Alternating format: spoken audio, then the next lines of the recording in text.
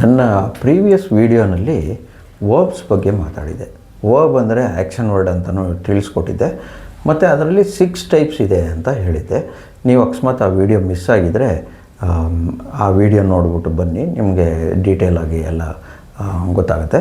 ಈ ವಿಡಿಯೋನಲ್ಲಿ ನಾನೇನು ಮಾಡ್ತೀನಿ, ಫಸ್ಟ್ ಒನ್ ಡೂಯಿಂಗ್ ವರ್ಬಿಂದ ಸ್ಟಾರ್ಟ್ ಮಾಡಿದ್ನಲ್ಲ, ಆ ಡೂಯಿಂಗ್ ವರ್ಬ್ದು ಏನದು ಯೂಸೇಜು, ಹೆಂಗೆ ಯೂಸ್ ಮಾಡ್ಬೋದು, ಏನು ಅದರ ಅರ್ಥ ಅನ್ನೋದನ್ನು ಈಗ ನಿಮಗೆ ತಿಳಿಸ್ಕೊಡ್ತೀನಿ.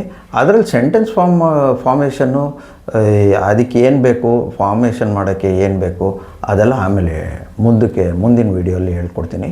ನಾನು ನಿಮಗೆ ಯಾವಾಗ ಪದೇ ಪದೇ ಒಂದೇ ಹೇಳೋದು, ಪ್ರತಿಯೊಂದು ವೀಡಿಯೋಲ್ಲೂ ಬರೀ ಒಂದೇ ಕಾನ್ಸೆಪ್ಟು, ಶಾರ್ಟ್ ಆ್ಯಂಡ್ ಸ್ವೀಟ್. ಬರೀ 10 ನಿಮಿಷದ ಒಳಗಡೆ ಇದ್ದಷ್ಟು ನೀವು ಅದನ್ನು ನೋಡಿ ಪದೇ ಪದೇ ನೋಡಿ ನಿಮ್ಮ ಮೈಂಡಿಗೆ ಹೋಗುತ್ತೆ ಅನ್ನೋ ಒಂದು ಉದ್ದೇಶದಿಂದ ಮಾಡಿರೋದು. ಮತ್ತು ನಿಮಗೆ ಸಮಯ ಅಭಾವ ಇರುತ್ತೆ, ಅದಕ್ಕೆ ಇರೋ ಸಮಯದಲ್ಲೇ ಒಂದು 10 ನಿಮಿಷ ಇದಕ್ಕೆ ಟೈಮ್ ಕೊಡಲಿ ಅಂದ್ಬಿಟ್ಟು ಶಾರ್ಟ್ ಆ್ಯಂಡ್ ಸ್ವೀಟಾಗಿ ಮಾಡಿದ್ದೀನಿ. ಈಗ ಡೂಯಿಂಗ್ ವರ್ಬ್ ಬಗ್ಗೆ ನಿಮಗೆ ಡೀಟೇಲ್ಸು ಹೇಳ್ತೀನಿ. ವರ್ಬ್ ಅಂದರೆ ಆ್ಯಕ್ಷನ್ ವರ್ಬ್, ಇದು ನಮ್ಮ ಹೆಡ್ಡಿಂಗು. ಇವತ್ತು ನಾನು ಬರೀ ವರ್ಬ್ ಬಗ್ಗೆ ಮಾತಾಡ್ತೀನಿ. ಒಂದು ಬ್ಲ್ಯಾಕ್ ಪೆನ್ ತಗೊಳ್ತೀನಿ, ನಿಮ್ಗೆ ಇನ್ನೂ ಕ್ಲಾರಿಟಿ ಸಿಗುತ್ತೆ. ಸೊ ಇದು ಓಕೆ ಸಿಕ್ಕಿದೆ, ಥ್ಯಾಂಕ್ ಯು. ಸೊ ನಾನು ಇವಾಗ ಸ್ಟಾರ್ಟ್ ಮಾಡ್ತೀನಿ ವರ್ಬ್ಸಿಂದ. ಸೊ ಇದು ವರ್ಬ್ ಅಂತ ಬರೆದಿದ್ದೀನಿ. ಫಸ್ಟ್ ಒನ್ ನಾನು ಅಲ್ಲಿ ಸ್ಟಾರ್ಟ್ ಮಾಡಿದ್ದು ಡೂಯಿಂಗ್ ವರ್ಬ್. ಡೂ ಇಂಗ್, ಈ ಇಂಗ್ ಎಲ್ಲೆಲ್ಲಿ ಬರುತ್ತೆ ಅದು ಡೂಯಿಂಗ್ ವರ್ಬ್ ಅಂತ. ಸೊ ನೋಡಿ, ing working, sitting, standing, jumping, writing, ing ಬಂದಾಗ ಡೂಯಿಂಗ್ ವರ್ಬು. ಇದು ಗ್ರಾಮರಲ್ಲಿ ಇದಕ್ಕೆ ನಾವು ಕಂಟಿನ್ಯೂಸ್ ಟೆನ್ಸ್ ಅಂತ ಅಂತೀವಿ. ಕಂಟಿನ್ಯೂಸ್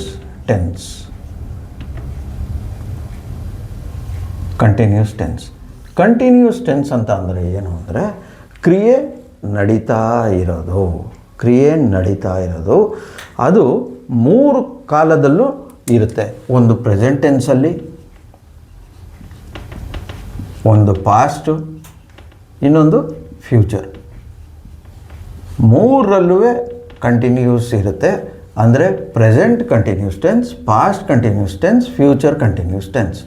ಪ್ರೆಸೆಂಟ್ ಕಂಟಿನ್ಯೂಸ್ ಟೆನ್ಸ್ ಅಂದರೆ ಈಗ ನಡೀತಾ ಇರೋದು. ಫಾರ್ ಎಕ್ಸಾಂಪಲ್, ನಾನು ವಿಡಿಯೋ ಮಾಡ್ತಾ ಇರೋದು, ನೀವು ಕೇಳ್ತಾ ಇರೋದು, ನೋಡ್ತಾ ಇರೋದು, ಇದಕ್ಕೆ present continuous tense. Past continuous tense, ಭೂತಕಾಲದಲ್ಲಿ ನಡೀತಾ ಇತ್ತು, ಅದು past continuous tense. Future continuous tense, future ಅಂದರೆ ನಮ್ಮ ಭವಿಷ್ಯದಲ್ಲಿ ನಡೀತಾ ಇರೋದು. ನಾಳೆ ನೀವು ಈ ಸಮಯದಲ್ಲಿ ಬೆಂಗಳೂರಿಗೆ ಹೋಗ್ತಾ ಇರೋದು ಅಥವಾ ಮೈಸೂರಿಗೆ ಬರ್ತಾ ಇರೋದು, ಅದಕ್ಕೆ ಫ್ಯೂಚರ್ ಕಂಟಿನ್ಯೂಸ್ ಟೆನ್ಸ್. 3 ಟೈಪ್ ಇದೆ, ಜ್ಞಾಪಕ ಇಟ್ಕೊಳ್ಳಿ. Present continuous tense, past continuous tense, future continuous tense. Continue ಅಂದರೆ ನಡೀತಾ ಇರೋದು, ಇದಕ್ಕೆ ಕಂಟಿನ್ಯೂಸ್ ಟೆನ್ಸ್. ಇದಕ್ಕೆ ನಾವು ಸಿಂಪಲಾಗಿ ಜ್ಞಾಪಕ ಇಟ್ಕೊಳ್ಳೋಕ್ಕೆ ಡೂಯಿಂಗ್ ವರ್ಬ್ ಅಂತ ಇದಕ್ಕೆ, ಆಯಿತಾ? ಇದು ಬಿಟ್ಟು ಈಗ ಇನ್ನೊಂದು ವಿಚಾರ, ಸಬ್ಜೆಕ್ಟ್ ವರ್ಬ್ ಅಗ್ರಿಮೆಂಟ್ ಬಗ್ಗೆ ನಿಮಗೆ ಮಾತಾಡಿದ್ದೆ. ಅದಕ್ಕೆ ಸಬ್ಜೆಕ್ಟ್ ವರ್ಬ್ ಅಗ್ರಿಮೆಂಟ್. ಸಬ್ಜೆಕ್ಟ್ ಅಂದರೆ ನಿಮಗೆ ನಾನು ಆವಾಗಲೇ ನನ್ನ ವಿಡಿಯೋನಲ್ಲಿ ಹಾಕಿದ್ದೀನಿ, ಪ್ರೀವಿಯಸ್ ವಿಡಿಯೋಲಿ. ಸಬ್ಜೆಕ್ಟ್ಸ್ ಯಾರು, ಐ, ಯು, ವಿ, ದೇ ಮತ್ತು ಹಿ, ಶಿ, ಇಟ್, ಇವರು ಸಬ್ಜೆಕ್ಟ್ಸು. ಇವರೆಲ್ಲ ಸಬ್ಜೆಕ್ಟ್ಸು, ಆಯಿತಾ? ಈ ಸಬ್ಜೆಕ್ಟ್ಸ್ಗೆ ಎಲ್ಲ present, past, future continuous tense ಹೊಂದ್ಕೊಳ್ಳುತ್ತೆ. ನೀವು ಇದನ್ನು ಏನು ಇದಕ್ಕೆ ಹಿಡ್ತಾ ಇಲ್ಲ, ಉಪಯೋಗಿಸ್ಕೋಬೋದು. ಯಾಕಂದರೆ ಕೆಲವೊಂದು ವರ್ಬ್ಸು ಬರೀ ಐ ಯು ವಿದಾಗ ಮಾತ್ರ ಉಪಯೋಗಿಸ್ಬೇಕು, ಕೆಲವೊಂದು ವರ್ಬ್ಸು ಹಿ ಶೀಟಿಗೆ ಮಾತ್ರ ಉಪಯೋಗಿಸ್ಕೋಬೇಕು. ಆದರೆ ನಮ್ಮ ಕಂಟಿನ್ಯೂಸ್ ಟೆನ್ಸ್ ಅಂದರೆ ಡೂಯಿಂಗ್ ವರ್ಬ್ ಏನಿದೆ, ಅದು ಎಲ್ಲ ಸಬ್ಜೆಕ್ಟ್ಸ್ಗೂ ಉಪಯೋಗಿಸ್ಕೋಬೋದು. ಇದನ್ನು ಹೇಳಬೇಕು ಅಂತ ನಾನು ನಿಮಗೆ ಇಚ್ಛೆಪಟ್ಟಿದ್ದೀನಿ. ಸೊ ನಾನು ಹೇಳ್ದಂಗೆ ನಿಮಗೆ ಈ ಡೂಯಿಂಗ್ ವರ್ಬ್ ಏನಿದೆ ಯಾವ ಸಬ್ಜೆಕ್ಟ್ಗಾದರೂ ಹೊಂದ್ಕೊಳ್ಳುತ್ತೆ. ಎಕ್ಸಾಂಪಲು ಈಗ ಈ ಸೆಂಟೆನ್ಸ್ ಫಾರ್ಮೇಷನ್ ಬಗ್ಗೆ ಡೂಯಿಂಗ್ ವರ್ಬು ಡೀಟೇಲಾಗಿ ನಾನು ನಿಮಗೆ ಹೇಳ್ಕೊಡ್ತೀನಿ ಇನ್ನು ಮುಂದಿನ ಭಾಗದಲ್ಲಿ. ಈಗ ಸದ್ಯಕ್ಕೆ ಡೂಯಿಂಗ್ ವರ್ಬ್ ಅಂದರೆ ಏನು ಅರ್ಥ ತಿಳ್ಕೊಳ್ಳಿ. ಕಂಟಿನ್ಯೂಸ್ ಟೆನ್ಸು 3 ಟೈಪ್ ಇದೆ, present, past, future continuous tense ಎಲ್ಲ ಸಬ್ಜೆಕ್ಟ್ಸ್ಗೂ ಯೂಸ್ ಮಾಡ್ಬೋದು. ಇದೊಂದು ಜ್ಞಾಪಕ ಇರಲಿ. ಎಕ್ಸಾಂಪಲ್ ಬರಿತೀನಿ ನೋಡಿ. ಇದಕ್ಕೆ ಎಕ್ಸಾಂಪಲ್ ಏನು ಅಂತ ಅಂದರೆ ವರ್ಕ್ ಇಂಗ್, ರೈಟಿಂಗ್, ನೆಕ್ಸ್ಟು ರೀಡಿಂಗ್, ಆಯಿತಾ. ರೀಡಿಂಗ್ ನೋಡಿ ಎಲ್ಲದಕ್ಕೂ ING ಇದೆ.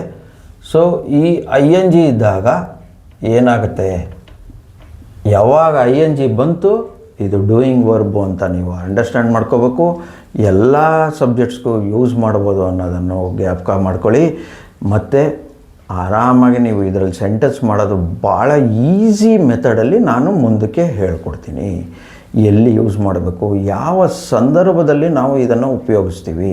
ಪ್ರೆಸೆಂಟ್ ಕಂಟಿನ್ಯೂಸ್ ಟೆನ್ಸ್ ಹೆಂಗೆ, ಇದರಲ್ಲಿ ಕ್ವಶನ್ ಕೇಳೋದಂಗೆ. ಪಾಸ್ಟ್ ಕಂಟಿನ್ಯೂಸ್ ಟೆನ್ಸ್ ಹೆಂಗೆ, ಇದರಲ್ಲಿ ಕ್ವಶನ್ ಕೇಳೋದಂಗೆ. ಫ್ಯೂಚರ್ ಕಂಟಿನ್ಯೂಸ್ ಟೆನ್ಸ್ ಅದರ ಅರ್ಥ ಏನು, ಯಾವ ಪರಿಸ್ಥಿತಿಲಿ, ಮತ್ತು ಇದರಲ್ಲೇ ಪ್ರಶ್ನೆ ಕೇಳೋದಂಗೆ ಎಲ್ಲ ಹೇಳ್ಕೊಡ್ತೀನಿ.